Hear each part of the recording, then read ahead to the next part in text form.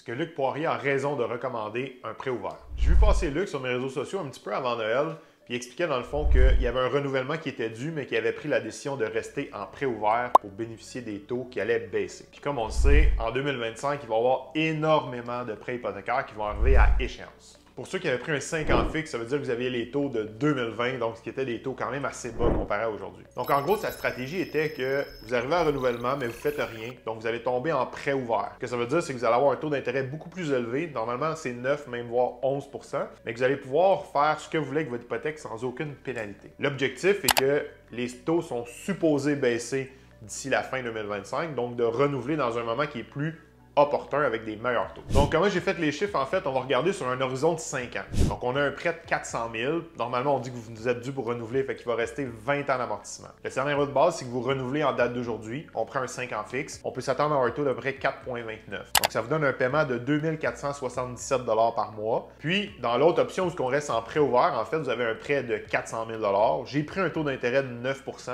Et en fait, comment ça fonctionne, c'est que vous allez payer les intérêts seulement à tous les mois. Donc ça vous donne une mensualité de 2 945 $ par mois. On tient cette situation-là pendant 12 mois pour aller chercher la plage de taux qu'on pourrait estimer la plus profitable. Donc 12 mois plus tard, notre prêt à 5 ans fixe, lui, n'a pas changé. Notre solde est rendu à 388 000. Puis on a toujours le même paiement de 2 477 $ par mois. Notre prêt à 400 000, il nous reste 4 ans sur notre échéance de 5 ans, donc on va regarder pour avoir un 3 ans fixe. Dans mon calcul, je pense que ça pourrait être raisonnable d'estimer un taux à 3,75. Amorti sur 20 ans, ça vous donne un paiement de 2 365 $ par mois. Donc on termine ces 4 années-là. Donc, 5 ans plus tard de notre situation initiale, qu'est-ce que ça donne comme chiffre? Si vous aviez choisi un 5 ans fixe, votre solde hypothécaire serait rendu à 330 578 $.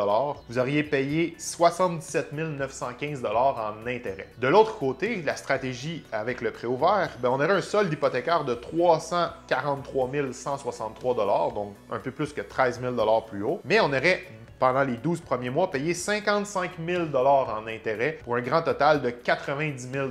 Donc, dans la stratégie du prêt ouvert avec un taux de 3,75, on se retrouve à payer plus d'intérêt et rembourser moins de capital. Donc, dans ce cas-là, ce n'est pas profitable. J'ai essayé de calculer, grosso modo, ça serait quoi le taux d'intérêt qu'il faudrait obtenir pour que cette stratégie-là soit profitable.